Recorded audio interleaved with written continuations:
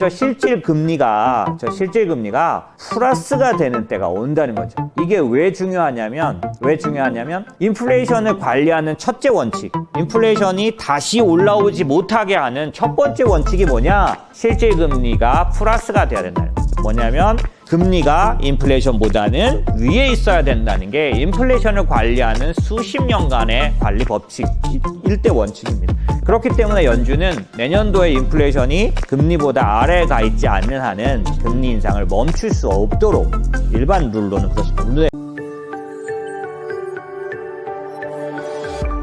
지금 현재 시장을 볼 때는 이번에는 현미경을 사용해서 봐야겠다라고 제가 생각이 들어서 지금 시장에 대해서는 현미경을 사용한 방법으로 시장을 조금 더 안에 들여다봤습니다. 그래서 긴 시각으로 투자해야 할 투자 자산들에 대한 얘기를 시작하기 전에 지금 현재 시장은 어떻게 보이는지 부분을 먼저 말씀드리겠습니다. 이게 23년 전망이기도 하기 때문에 거창한 사람들이 대단한 분들이 말하는 그런 전망은 아니지만 저로서는 조금 더 자세히 상세히 23년을 어떻게 보고 있는지가 오늘 이 앞부분에 드러날 거라고 보여집니다. 자, 23년은 물가 상승률 둔화와 연준의 금리 인상 중단이 어떻게 될 거냐가 핵심 포인트입니다. 언제냐, 얼만큼이냐죠. 왼쪽에 있는 위에 거는 유로달러 선물에 나타난 터미널 레이트입니다. 뭐냐면 조금 있다가 며칠 뒤에 FOMC가 점도표라는 걸 발표합니다. 내년도 최종 금리, 내년도에 가장 높이 어디까지 올릴 건지를 발표하게 되죠. 그런데 유로달러 선물은 선물이기 때문에 먼저 그 부분을 계속 예측해 왔어요. 보시면 끔찍합니다. 자, 보세요. 22년도 1월 달에 최종 금리를 몇 프로로 예상했었는지 1%가 안 됐죠. 그러니 지금 3월, 5월, 7월, 9월 계속 저렇게 최종 금리가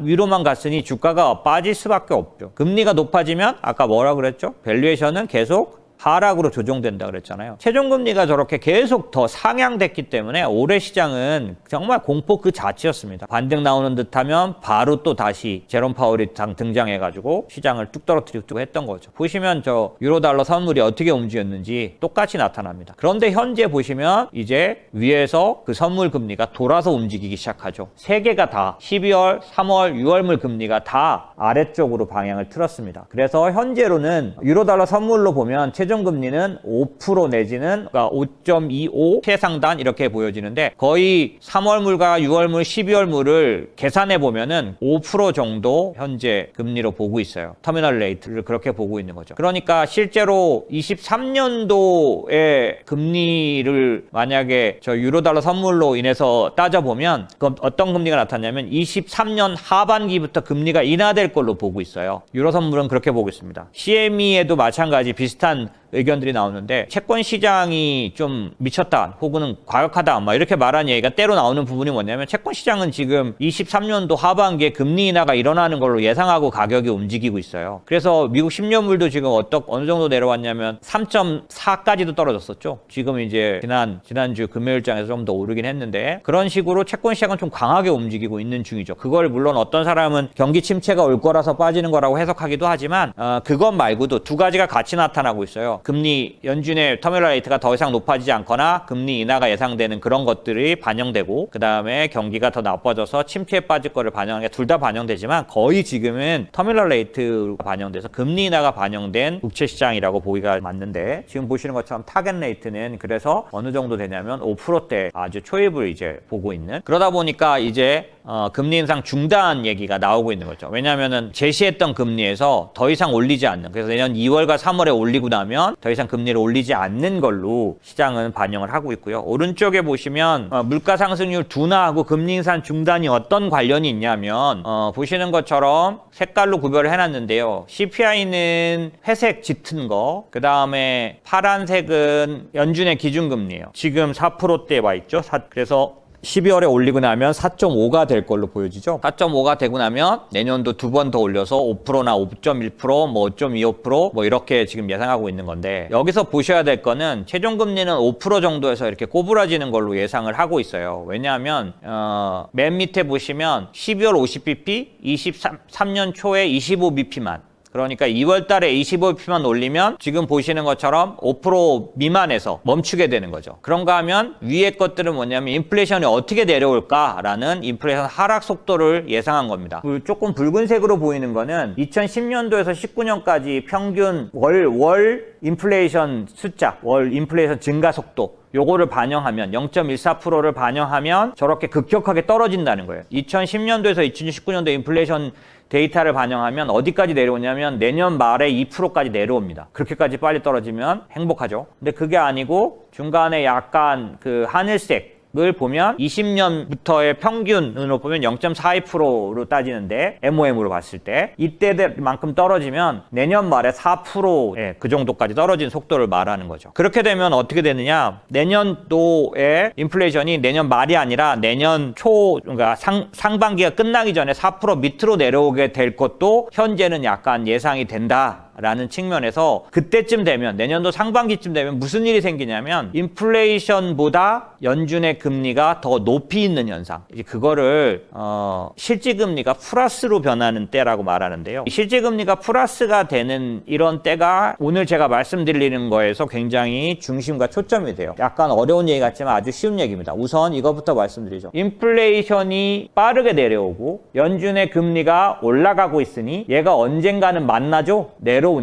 그런데 인플레이션이 만약에 더 내려가 버리면 인플레이션, 월별 인플레이션 CPI 발표 숫자보다 연준의 금리가 더 위에 있을 수 있는 때가 오겠죠. 보시면 위에 거는 내려오고 밑에 건 올라가고 있으니까요. 10년물 금리도 지금 3.56 뭐 이렇게 돼 있는데 연준 금리는 지금 4%, 그래서 5%를 바라보고 있죠. 4.5가 될 거고요, 올해 말에. 그러면 만약에 올해 말이라도 12월 달 인플레이션이 4.5보다 낮으면 미국의 연준 금리가 인플레이션보다 위에 있는 거잖아요.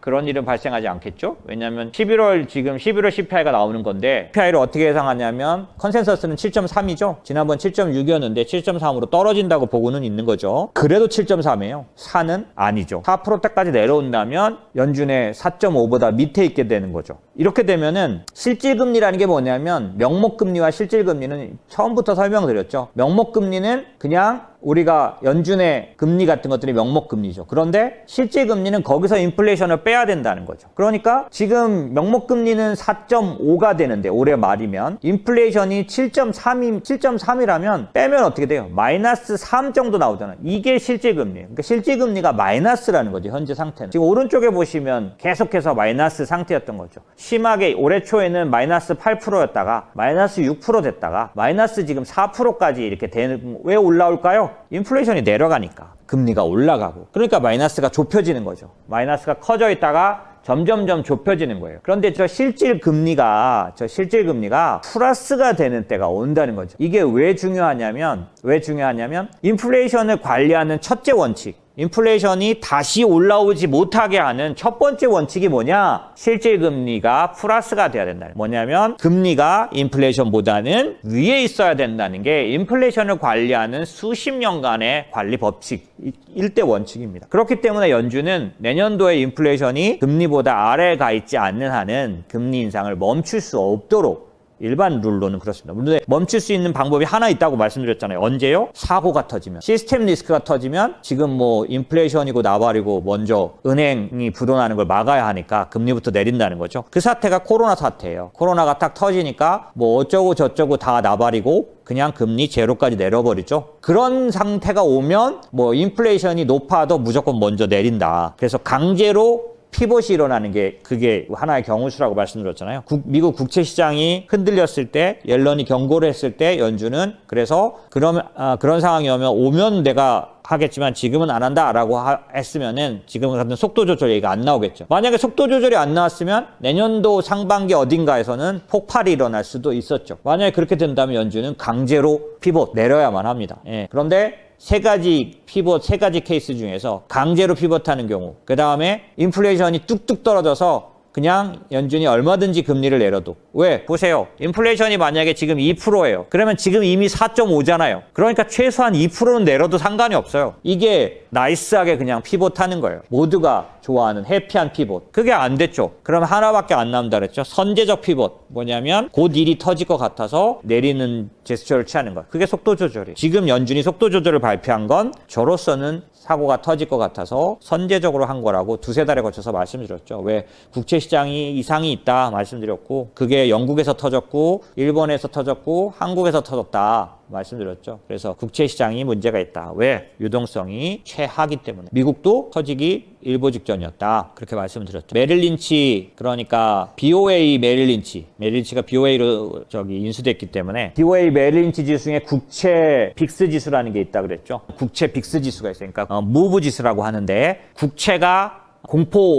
국채 공포 지수 같은 게 코로나 때 140이었는데 얼마 전에 제가 말씀드렸을 때 160까지 갔었기 때문에 미국 국채 시장에 이상이 왔다 제가 말씀드렸었죠. 근데 걔가 지금 어디가 있냐면 126까지 떨어졌습니다. 속도 조절을 한다라는 걸로 인해서 효과가 나타나고 있는 그 국채 공포 지수가 만약에 160에 가 있는데 내버려뒀으면 200을 가면요 서프라임 모기지 때처럼 터지는 겁니다. 근데 160까지 갔어. 어느 정도냐 이게? 코로나 때 140이었다고 말씀드렸죠. 그러니까 코로나 때보다 더 국채는 위험한 상태가 돼 있었어요. 미국 국채 시장 같아서는. 그런데 연준은 그런 부분들 때문에 이것저것 다른 것도 있었겠지만 아주 좋은 말로 속도를 조절해도 될 것 같다라고 했지만은 사실은 위험 시그널을 보고 한 걸로 저는 보여집니다. 어찌됐든 그러다 보니까 지금은 선제적 피벗에 들어가 있는 상황이죠. 그래서 속도 조절. 그러니까 속도 조절이지만 연준이 좀 전에 말한 것처럼 진짜 피벗이라고 시장이 믿으면 안 되죠. 왜냐하면 올해 내내 눌러놨던 인플레이션, 기대 인플레이션이 다시 치솟을 가능성이 있어요. 그러면 연준이 그렇게 욕먹고 했던 게 다 허사로 돌아가죠. 그러니까 계속 연준은 뭐라고 말해야 되냐면 이거 피벗 아니야. 이거 속도 조절인데 속도 조절은 이제 중요하지 않아. 어차피 올려놓고 계속 갈 거야. 계속 이런 얘기를 하는 거죠. 그건 뭐 당연한 겁니다. 그 사실의 진위가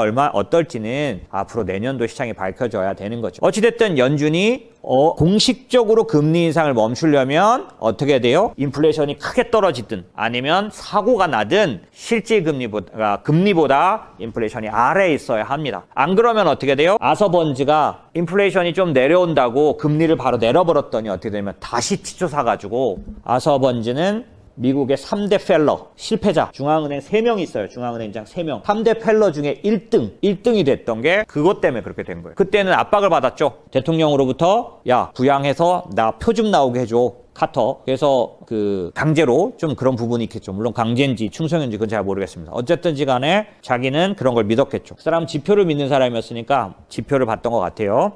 코어 CPI를 만든 사람이라고 제가 얘기했죠. 왜냐하면 그 사람의 논리가 뭐였냐면 인플레이션 이렇게 높지 않아. 코어로 보니까 낮잖아. 괜찮아. 이렇게 얘기해가지고 금리를 내렸어요. 그때. 그랬는데 망가져. 어찌됐든 그렇게 되기 때문에 절대로 금리가 인플레이션 아래에 있을 때는 안 멈추려고 합니다. 그러니 내년도 금리가 멈추려면 어떻게 될까요? 인플레이션이 내려와서 올려가고 있는 금리보다 아래로 와야 합니다. 그래야 되는데 그렇게 되면 무슨 일이 생겨요? 실질 금리가 플러스로 돌아서기 시작하는 겁니다. 실질 금리가 플러스에 진입하면 어떤 일이 생기는 거냐면 보시면 두 가지를 기억하셔야 합니다. 왼쪽에 보시면 지금까지 80년대부터 지금까지 봤을 때 위에 거는 연준금리, 밑에 거는 국채금리, 실질금리가 플러스 영역이나 이런 것들이 얼만큼 어렵냐면 실제 연준의 금리가 계속해서 실질금리보다 아래에 있어요. 무슨 얘기냐면 더 금리를 높이지 못합니다. 여러 번 말씀드렸죠. 지난번에 내리기 시작했던 그 금리를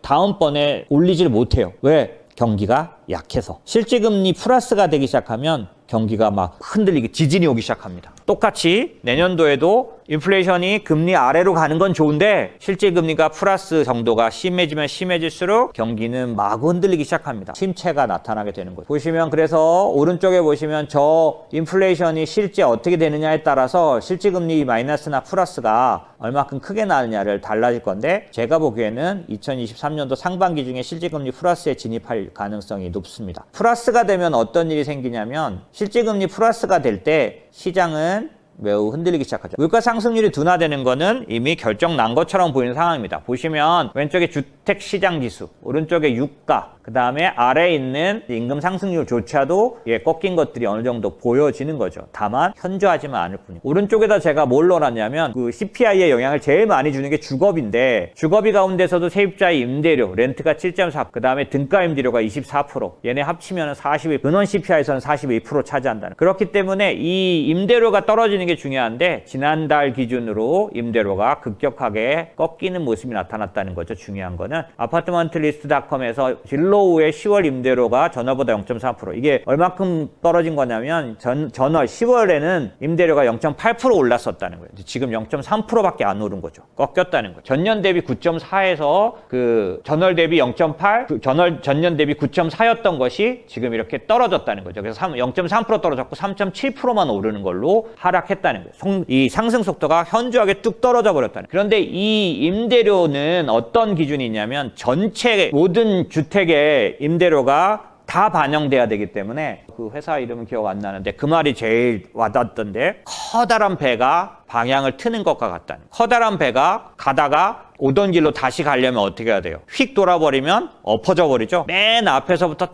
조금씩 이렇게 돌기 시작하는 거예요. 임대 주거비가 그렇다는 거예요. 그래서 지금 앞부분은 이미 돌기 시작했다는 거죠. 제가 전체로 돈 거 언제 걸리냐? 때로는 12개월 걸리기 때문에 지금 같은 경우는 나타나는 현상적으로 보면은 이미 CPI가 꺾인 건 이미 두드러진다라고 보는 거죠. 다만 숫자로 증명되는 데까지 몇 달이 더 소요될 가능성이 높습니다. 하지만 다 계산해 보면 이미 돌아선 건 분명히 나타난다. 그래서 제롬 파월도 요번에 30일 날 브루킹스 연설에서 뭐라 그랬냐면 신규 임대 인플레이션이 계속 하락하는 한 내년쯤엔 주거비 인플레이션이 내려가기 시작할 것으로 예상하고 있다라고 해서 제롬 파월도 주거비가 전체 코어 CPI에서 40%를 차지하는 주거비가 내려가기 시작했다라고 보고 있다라고 말한 거예요. 결국 연준도 인플레이션이 꺾인 거에 대해서는 어느 정도 숫자로 파악하고 있다는 얘기입니다. 문제는 속도죠. 얼만큼 빨리 떨어지느냐에 따라서 금리 아래로 언제 내려가느냐 이거가 중요해진다. 다시 실질금리로 돌아와서 실질금리가 플러스가 됐을 때 어떤 현상이 생기냐면 경기는 나빠지기 시작합니다. 그래서 지금 현상이 나타나고 있는 게 뭐냐면 선행지수는 이미 8개월째 마이너스 꺾이기 시작해서 아주 심각하게 내려왔어요. 보세요. 지금 선행지수하고 동행지수가 있죠. 선행지수는 파란색, 동행지수는 오렌지색. 선행지수는 이미 8개월째 꺾였습니다. 동행지수는 아직도 짱짱한데 이게 조금 특이한 거예요. 이 동행지수가 항상 선행지수보다 늦게 가거든요. 그래서 당연히 선행지수 말 그대로 먼저 꺾이지만 동행지수가 꺾여야 리세션이 옵니다. 보십시오.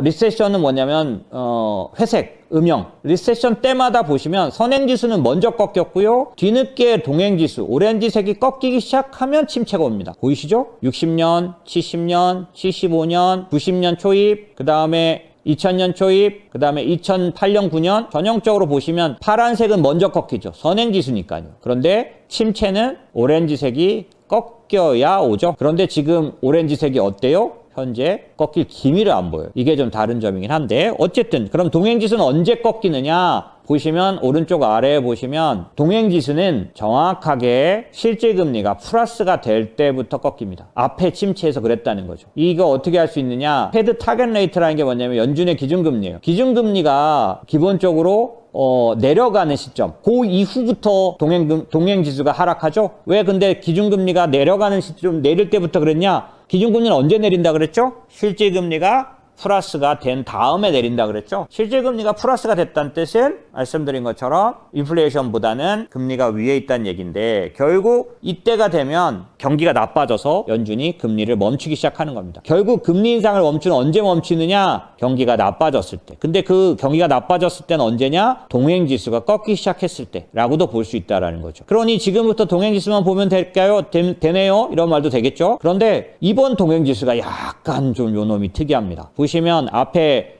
왼쪽 위에 거를 보시면 다른 동행지수들은 그 선행지수가 꺾이고 나서 동행지수의 본격화할 때 경기 침체에 관련된 이런 그 부분이 나타났는데도 불구하고 동행지수 관련된 흐름이 과거하고는 되게 다르다는 거죠. 보시면 이전에 상태에서 보면 꺾이고 나서 선행지수 꺾이고 나서 동행지수가 그 같이 떨어지는 데 반해서 지금 현재는 전혀 그렇지 않은 상태고 이 지수를 통해서 우리가 좀 볼 수 있는 게 제가 이렇게 헤맬까 봐 저기다 써놨던가 봐요. 오른쪽에 보시면 미국 경기 침체 시기는 선행지수 하락에 이어서 동행지표의 하락이 본격화될 때 나타난다. 결국 내년도에 침체가 올지 안 올지 뭐 이런 것들을 자꾸 얘기하는 이유는 동행지수가 아직도 짱짱하게 살아있기 때문이에요. 경기 침체 여부와 관련해서는 결국 동행지표의 향후 하락 여부가 중요하다. 근데 하락 안 했던 적도 있나요? 있다는 거예요. 언제냐면은 오른쪽 보세요. 오른쪽 그래프에서 94년, 96년도 부분 보이시나요? 94년 밑에가 연도예요. 88년, 90년, 92년, 94년 나오잖아요. 근데 거기서 94년도하고 96년도 그 부분을 보세요. 94년도 때 연준이 또 금리를 올렸습니다. 그래서 1년간 3%를 올렸어요. 그런데 그러고 나서 금리를 다시 이제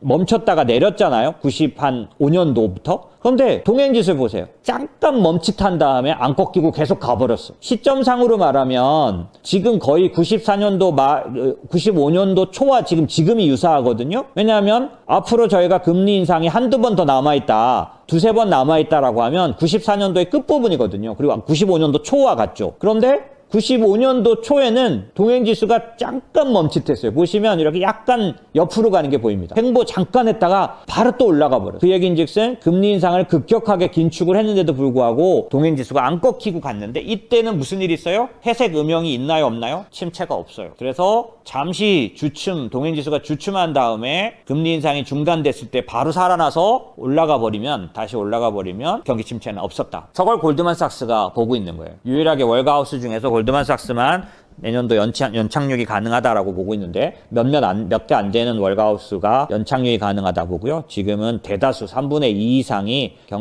리세션은 불가피하다. 하지만 마일드한 리세션일 거다라고 하는 이유는 바로 지금 말씀드린 것처럼 동행지수가 살아있기 때문이에요. 동행지수는 어떤 걸 말하냐면 실제 실물 경기지표를 말하기 때문에 실물 경기지표는 아직 괜찮은 부분들이 있고요. 선행지수는 이미 오래전에 꺾였다. 이런 거예요. 그래서 내년도는 저렇게 잠깐 멈칫하고 연준이 인상을 멈춘 덕택에 동행이 무너지지 않고 계속 가버린다면 침체를 생략할 수 있다. 이렇게 믿고 있는 사람이 아직 있는 거죠. 하지만 그럴 확률이 높지는 않겠죠. 하지만 여러분이 아셔야 되는 게 뭐냐면 첫 번째, 명목금리가 상승하는 거는 주가 조정을 가져왔지만 실질금리가 플러스 나는 건 어떤 걸 갖고 오느냐. 보시면 왼쪽에 그래프는 왼쪽 위에 거는 명목금리가 올라가면 주가가 박살나는 거 앞에서 보여드렸죠. 그 다음에 오른쪽에 보시면 그게 아니라 실질금리예요. 실질금리가 올라가게 되면 어떤 일이 생기냐면 전 세계 수입 물량 지수가 떨어집니다. 무슨 얘기냐면 경기가 나빠져요. 명목금리는 주식 조정을 갖고 오지만 실질금리는 경기를 하락시킵니다. 무슨 얘기냐? 아직 실질금리가 마이너스가 아니잖아요. 보세요. 지금 현재 실질금리가 어느 정도 사태냐면 아직도 마이너스 현저하게 줄이고는 있지만 아직도 마이너스 상태예요. 아직도 실질금리가 플러스가 아니기 때문에 이제 플러스로 들어가는 내년도에 본격적으로 경기가 어려워지는 모습을 보일 거다. 이거는 리즈너블한 예상입니다. 그래 왔어요. 근데 그 경기가 나빠지는 정도가 어느 정도일 거냐? 요거는 좀 예측이 필요합니다. 제가 지금 말씀드리는 부분은 현미경이 필요하다고 말씀드렸죠.